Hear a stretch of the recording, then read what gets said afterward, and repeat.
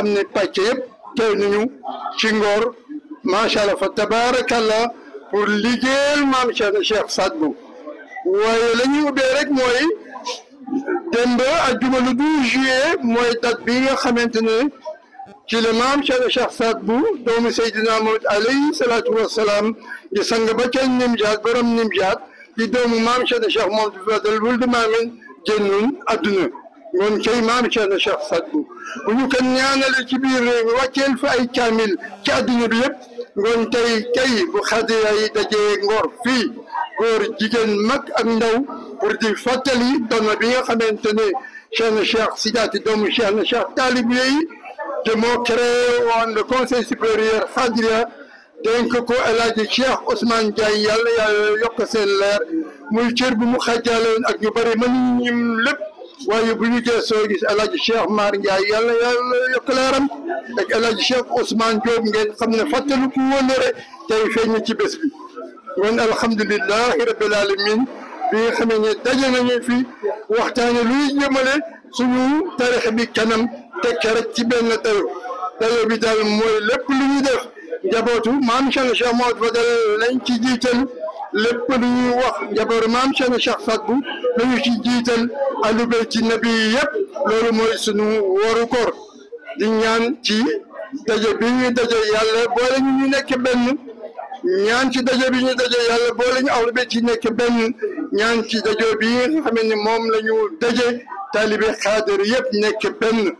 ñaan ci daje bi ñu daje yàlla mooy dogal lu ko soob yàlla daal moo ñu boole ci benn réew bi ñuy wax le Sénégal wax dëgg yàlla jox ñu njiit lu bees muy le président Diomaye Diakhar Faye di le président de la République ñu ngi ko dee ñaanal yàlla wax dëgg yàlla di ko félicité ci élection yi ak gouvernement bi yëpp rawatina le premier ministre Ousmane Sonko ak membre du gouvernement yëpp beneen bi ci des rek ñu waxee ci wolof mooy le président de la Mauritanie bi nga xamee ne fal nañ ko Mohamed Ghazouani yàlla na yàlla jàppale ko ci lëkk bi di taxawal dëgëral taxawaayu diggante bi solo yooyu moo ci am leneen léegi def président bi dana ko tënk ci tubaab mooy ñaanal nañu ñëpp parce que yéene ànd ak ñaari réew yëpp am taxawaay liggéeyal maam Cheikh Saad Bou am taxawaay diggante jullit yàlla yëpp ñu nekk benn xam ne lax saay ñu nekk wenn say ci région yëpp di ñaan suñu borom bi nga xamante ne mooy defar lu ko soob mu may ñu ndimbal ak jàppale ba la nga xamee ne El Hadji Cheikh Ousmane Diagne defoon nekk en 1989 entre le Sénégal et la Mauritanie Cheikh Abdou Sarr teg fa tànk ba suñu sang yëpp aussi yëpp lépp nekk benn bu ñu déggoo defaraat ñim jaat nu mu gën a rafete macha allah fa tabarakallah suñu déggoo itam defar Géoul nu mu gën a rafete ndax Géoul c'est la capitale xaadira du Sénégal alhamdulilahi rabbil alamin tey daal maam Cheikh Saad Bou fekke se nañu gërëm nañu sant nañu ñëpp ñaanal nañu ñëpp alhamdulilahi rabbil alamin yàlla nañu yàlla defal sutura rawatina nag presse bi fi ñëw wax dëgg yàlla ñu ngi leen di gërëm di leen sant TV Al Mokhtar Ngor Plus ak vraiment Ngor TV ak ñi fi nekk ñëpp la presse écrite ak télévision yëpp sant nañu leen gërëm nañu leen ñaanal nañ leen yàlla li may ñaan président rek en perspective pour vraiment ziar yu ñu war a def loolu dama si gërëm wax dëgg yàlla mon jeune frère Assane Mbengue le directeur de Dakar Dem Dikk qui nous a beaucoup jàppale ñu ci lu bëree bëri wax ak moom pour ziare bu ñu am mu jàppale ñu ci biir réew mi ci demlante bi ak dikkale bi mais option bi ñu jël pour ziare ji Cheikh Mouhamadou Fadel en Mauritanie à Oudou ñu wax ci waxtaan ak moom incha allah ci kanam dana dajeeg ñun gërëm nañu ñëpp sant nañu ñëpp ñaanal ñu yàlla ñëpp ñu ngi leen di baalu ak wax dëgg yàlla jox kàddu gi notre président El Hadji Cheikh Abdou Sarr ñaan ci version française s'il vous plaît moom la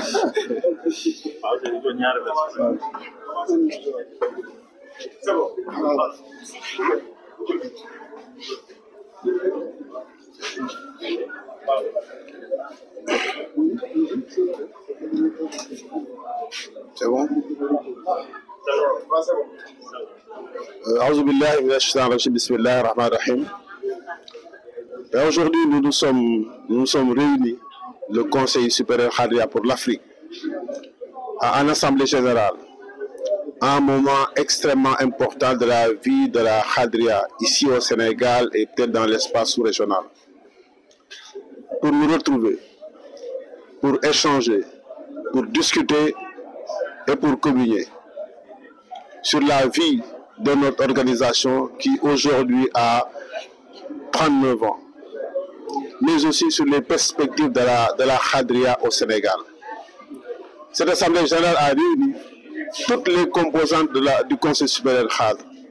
Quand je parle des composantes, je parle des délégations qui nous sont venues des régions du Sénégal. J'en veux pour preuve une très forte délégation de la région de Thiès, une très forte délégation de la région de Diourbel, une très forte délégation de la région de Louga, une très forte délégation de la région de Saint-Louis, et même des délégations de la région de Kaolack et d'autres délégations qui nous sont venues des départements du Sénégal. C'est la preuve que le Conseil supérieur Khadr est une entité vivante. C'est la preuve que le Conseil supérieur Khadr est une organisation qui travaille à l'émergence d'une conscience Khadr. C'est la preuve aussi que le Conseil supérieur Khadr travaille à la promotion de la confrérie ici au Sénégal et en Mauritanie et à travers toute la sous-région ouest-africaine. Notre rencontre a été un moment d'échange sur le vécu que nous partageons, mais aussi sur les perspectives que nous devons dégager pour marquer la centralité de la confrérie dans l'espace sous-régional, mais aussi et surtout pour marquer la place extrêmement importante que doit occuper et qu'occupe le Conseil supérieur Khadr ici au Sénégal. Aujourd'hui, le Conseil supérieur Khadr est l'instance la plus représentative de la confrérie ici au Sénégal. Absolument rien ne peut se faire sans le Conseil. C'est la raison pour laquelle nous avons pensé à un moment historique, à un moment peut-être critique de la vie de notre confrérie. Nous retrouvons ici à Ngor pour prendre un nouveau départ sur la base de l'existant, sur la base des enseignements que nous avons tirés du riche parcours et de notre expérience par rapport à ce que nous avons vécu. Aujourd'hui, le Conseil supérieur Khadr porte une légitimité. Cette légitimité découle d'un homme, d'un saint homme, d'un homme d'une grande dimension mystico-religieuse, en le grand Cheikh Cheikh Sidati, fils de Cheikh Talibé, fils de Cheikh Cheikh Saad, qui a pensé un jour, en 1985, qu'il fallait créer les conditions d'une restructuration de la Khadria autour d'une organisation fédérale que le Conseil supérieur Khadr, qui est aujourd'hui une instance de coordination, de concertation supranationale, qui travaille à l'émergence de la Khadria et qui travaille à la promotion des Khadr ici au Sénégal. Dans cette perspective, nous pensons qu'il est important, aujourd'hui, au regard de ce qui se passe au Sénégal, réaffirmer notre identité en tant que Khadr, réaffirmer notre position et montrer aux autorités de notre pays, à toutes les composantes socio-culturelles ou sociologiques du pays, qu'il faut nécessairement compter avec le Conseil supérieur Khadr. Parce que le Conseil représente l'essence même de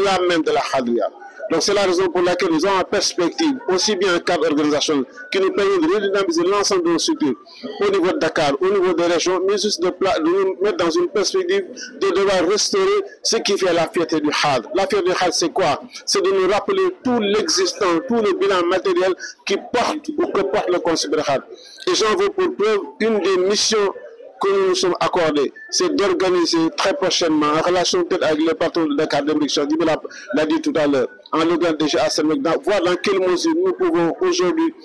aller en pèlerinage dans le Haoud. Parce que si on parle de Haoud, si on parle de Charmant Valley, on ne peut pas faire abstraction du travail extrêmement important qui a été fait par le Conseil. La preuve, c'est Cheikh Ousmane Diagne, cette personne emblématique, cette figure emblématique, cette icône de la Khadria qui a construit avec nos aînés Khadr, le musée de Charmant Valley dans la Haoud. Donc nous devons reconnaissance. Et la meilleure reconnaissance pour nous, c'est d'aller dans le Haoud, d'aller auprès du musée de Charmant Valley, nous recueillir et montrer aux Sénégalais, montrer aux Mauritaniens, montrer aux Africains la toute-puissance du Conseil supérieur Khadr. Et aujourd'hui, nous disons une chose de manière très claire et de manière très solennelle, que absolument rien ne peut se faire dans ce pays sans le Conseil supérieur Khadr pour l'Afrique. Ça, c'est extrêmement important. Et nous profitons de l'occasion, nous avons profité de l'occasion pour féliciter le président de la République du Sénégal, la Mauritanie, dans un contexte particulier. Le Sénégal, parce que le président de la République, son Excellence Bassirou Diomaye Diakhar Faye, a été élu à l'issue d'élections transparentes comme le président de la République du Sénégal. Nous devons, nous Sénégalais, nous devons, nous Talib Khadr, lui rendre hommage, lui adresser nos vives félicitations et prier pour que Allah, le Tout-Puissant, lui permette d'accomplir sa destinée pour le Sénégal. Nos prières aussi vont à l'endroit du président Cheikh Mohamed Hassoani, qui aujourd'hui a eu la fierté d'avoir été réélu à la tête de la République islamique de Mauritanie. Donc nous lui adressons nos vives félicitations et nous lançons un appel solennel à ces deux autorités pour leur dire qu'aujourd'hui, lorsqu'il faut discuter de la Hadia, lorsqu'il faut inviter la Hadia, lorsqu'il faut parler avec la Hadia, le Conseil supérieur est l'instance représentative de la Hadia et qu'il est important, qu'il est fondamental aujourd'hui que nous puissions occuper notre place en toute légitimité parce que rien aujourd'hui ne peut se faire dans ce pays sans le Conseil supérieur. Et je pense qu'il y a une adhésion extrêmement massive de l'ensemble des talibés qui ont répondu massivement à cette assemblée générale. Et nous en avons pour preuve qu'aujourd'hui nous sommes là depuis 10 heures jusqu'à 20 heures dans le cadre d'une réunion où toutes les sensibilités se sont exprimées, où tous les produits se sont dégagés, où la perspective est très claire. Il faut travailler à promouvoir la Hadia, il faut travailler à promouvoir la Hadria, il faut faire en sorte que chaque que le référentiel soit une identité très claire, très visible, que nous portons en nous et chacun d'entre nous puisse se considérer comme étant l'ambassadeur, le président ou le membre émérite ou donneur du Conseil supérieur. C'est ça notre vocation. Et aujourd'hui, je pense que la perspective est très claire. Nous pouvons remercier tout le monde. Il lance un appel extrêmement fort pour dire aux Sénégalais, pour dire par un cadre, qu'aujourd'hui nous avons l'obligation morale de travailler à faire en sorte que la Hadia puisse retrouver son unité, que la Hadia puisse retrouver sa cohésion, que la Hadia puisse parler d'une seule voix parce qu'il est extrêmement important. Nous partageons un espace, nous ne sommes pas au Sénégal, nous partageons un espace sénégalo-mauritanie.